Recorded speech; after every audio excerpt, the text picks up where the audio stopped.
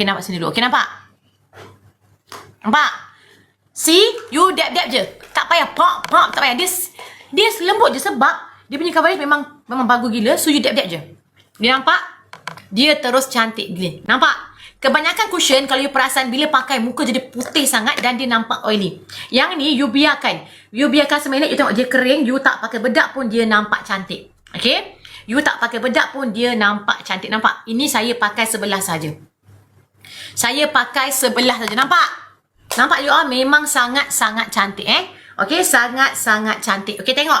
Yang ni saya pakai warna vanilla tadi. Okay. Okay, so you all, dekat sini ada 4 warna Ini warna sand. Paling putih warna sand. Okay. Kuning langsat ambil vanilla. Kalau medium skin ambil almond. Kalau tan skin you ambil cinnamon.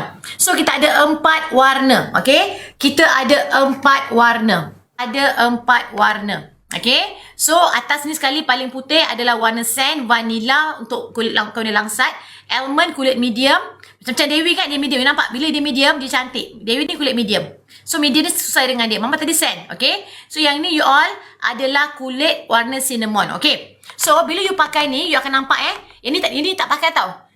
Setelah nampak tak? Dia punya coverage memang power. And then you tengok, dia tak.